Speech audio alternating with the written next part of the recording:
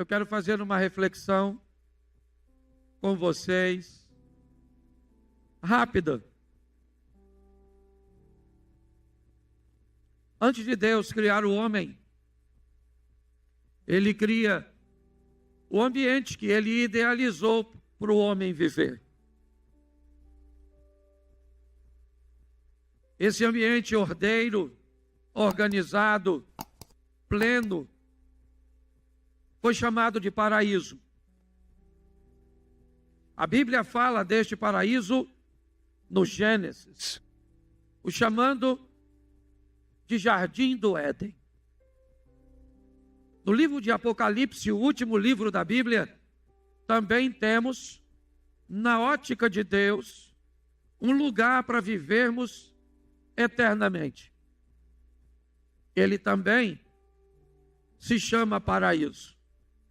O paraíso de Deus, a Nova Jerusalém, um lugar que também não haverá morte, como não houve no Éden. Um lugar onde não haverá dor, um lugar ordeiro, organizado. Ou seja, na ótica do Criador, o homem foi criado para viver num paraíso. O que Deus planejou para você e para mim foi um paraíso.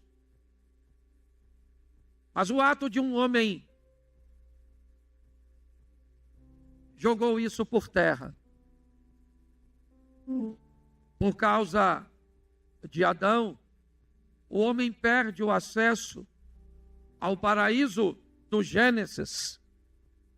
E para entrar no paraíso final, ele teria que morrer. Ou seja, nós temos um problema sério.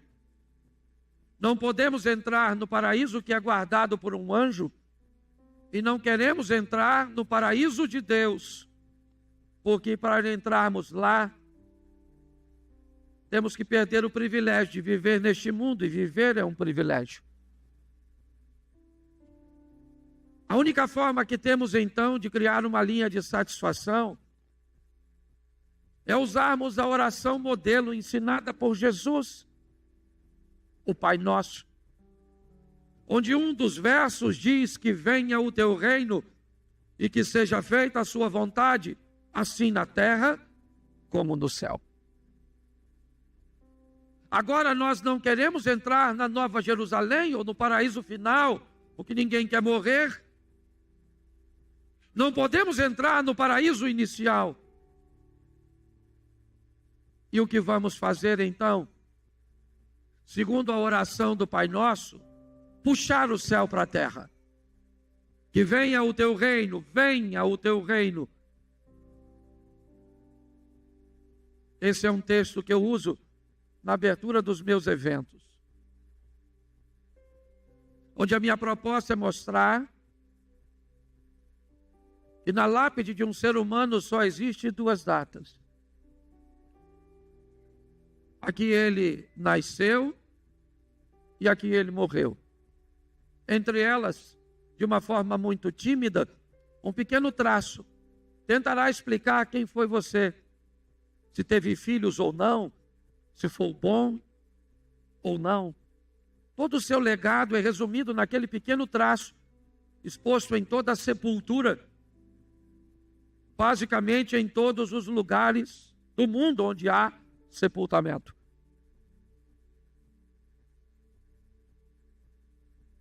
Pois bem, se a proposta de Deus é um paraíso, nós não temos como entrar lá, porque um homem jogou tudo isso fora. Seu nome é Adão. E agora como vamos fazer? Quem vai poder nos redimir? Um sacerdote. Alguém comissionado por Deus para oferecer um sacrifício para o perdão do pecado ou a remissão do pecado. Para que isso aconteça, o sangue vai ter que ser derramado. Então o sacerdote mata um animal e o sangue deste animal cobre o pecado dos homens. Mas o sacerdote precisaria primeiro oferecer um sacrifício por si mesmo, para que então tivesse habilitado a oferecer pelo povo. Mas com o tempo, os sacerdotes se corromperam. E agora não há mais condições de ninguém entrar neste paraíso. A porta foi fechada. Então alguém precisa tomar uma decisão. E esse alguém é Deus, que vai entregar seu filho para morrer. Ele vai ser o sacerdote, ele vai ser o sacrifício, ele vai cumprir tudo. E como a Bíblia diz, se o pecado entra por um homem, tem que sair por um homem. Se o pecado entra por um homem nascido de mulher, ele precisa sair de um homem nascido de mulher. Para nós não há muita importância. Provavelmente Jesus não nasceu em dezembro. Essa é uma junção de um imperador que se converte. E por causa disso, para harmonizar as coisas num ambiente que tinha mais a ver com política do que com fé, a data estabelecida foi essa. E nós comemoramos a data do nascimento do nosso Salvador. E as crianças brincaram hoje nos contando histórias,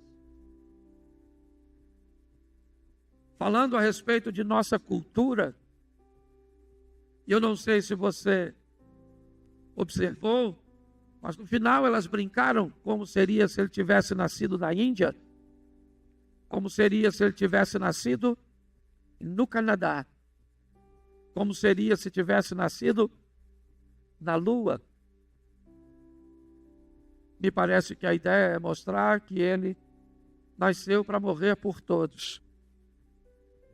Seja você alguém de uma aldeia indígena, seja você um célebre astronauta numa nave no espaço. Que possamos, mais do que vivermos isso, deixarmos registrado no coração de nossas crianças. Porque o Evangelho de Cristo nos ensina a honrar os nossos idosos. Nos ensina a respeitar aqueles que construíram com muita dificuldade, com muitas limitações, estradas cujas quais nós caminhamos hoje com facilidade. O Evangelho que nos ensina a respeitar pessoas que têm escolhas diferentes de nós, situações cujas quais nós temos muita dificuldade de entender e de explicar. Coisas que para nós são muito obscuras.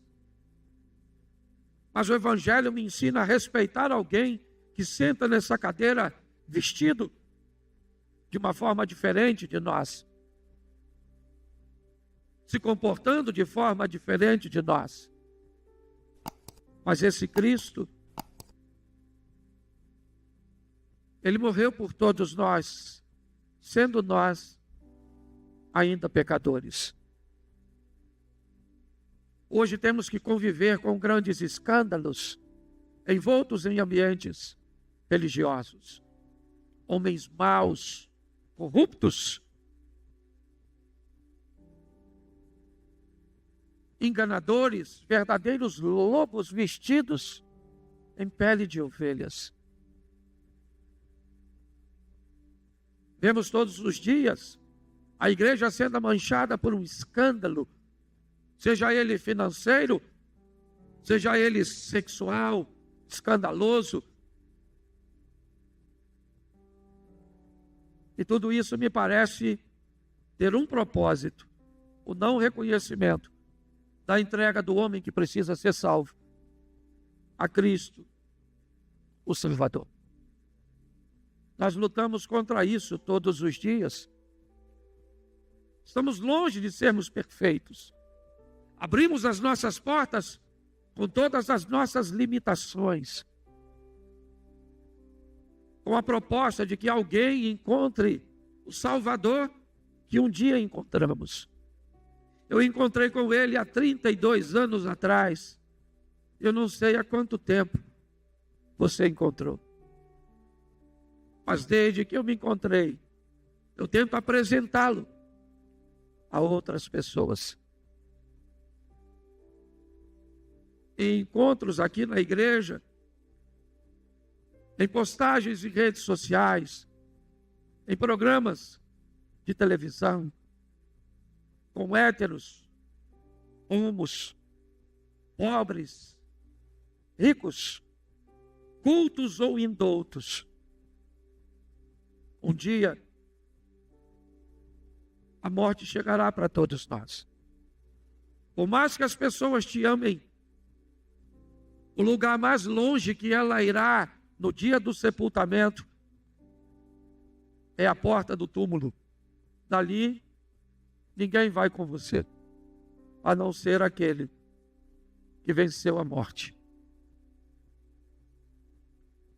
Nós precisamos nos preparar a cada dia para vencermos o mau exemplo das pessoas, para nos agarrarmos à nossa fé e entendermos que a Bíblia é um livro de fé. É interessante você ir ao Egito, visitar o Museu do Cairo, ver a tumba de um faraó egípcio, um dos mais famosos, se não o mais famoso, Tut, ou Tutankhamon.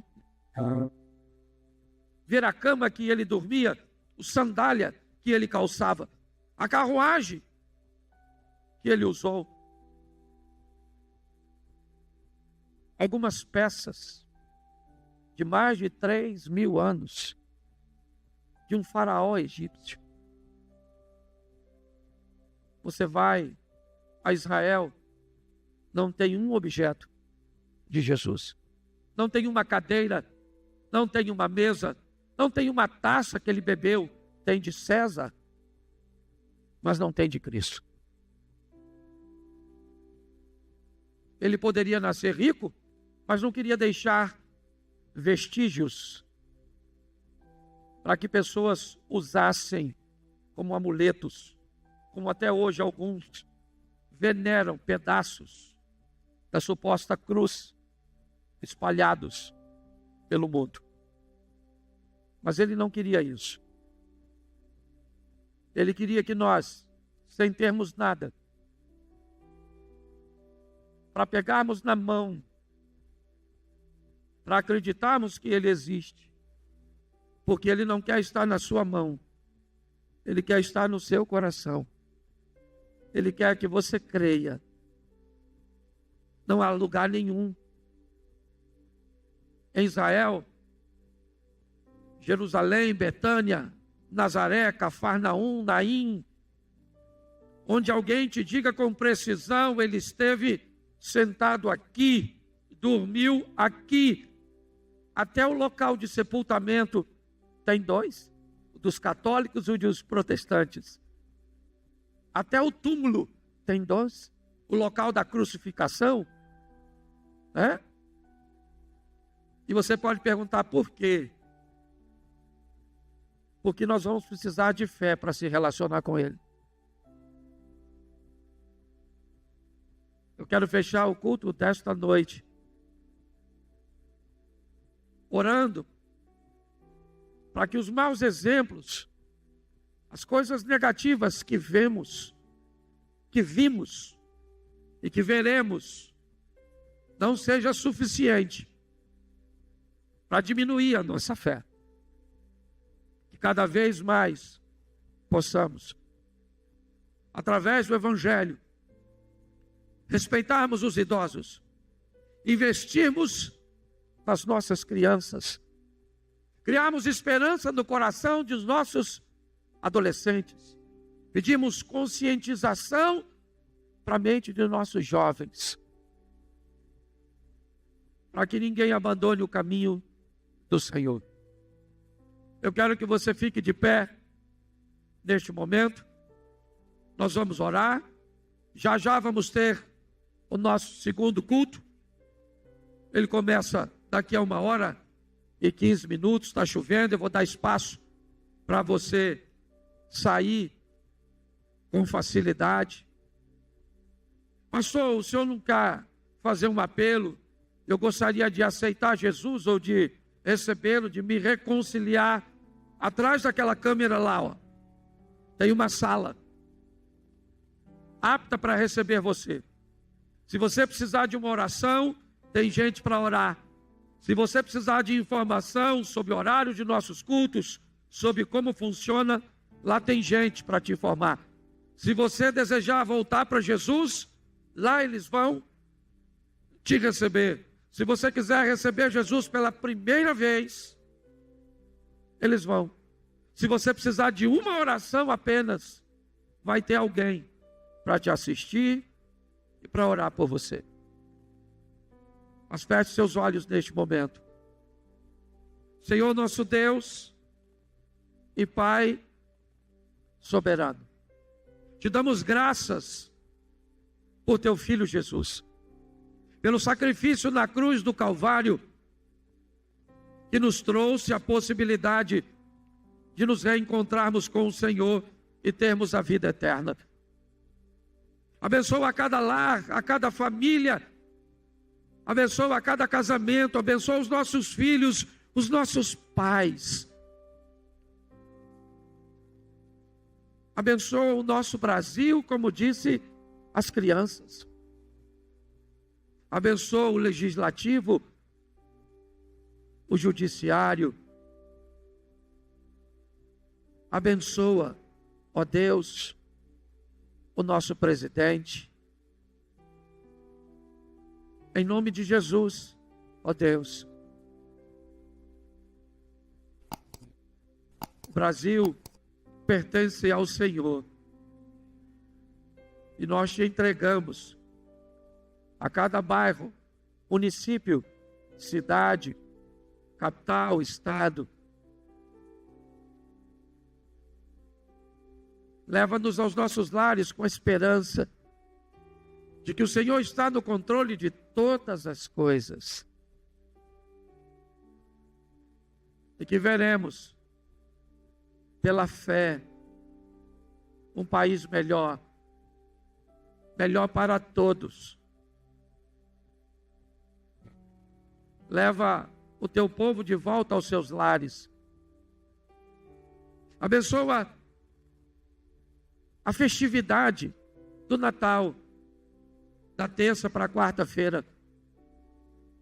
Que haja perdão, arrependimento, reconciliação. E que em nome de Jesus, filhos possam abraçar os pais, pais possam abraçar seus filhos, e os irmãos possam se reconciliar. Abençoa as famílias, ó Deus, e somos gratos por tudo.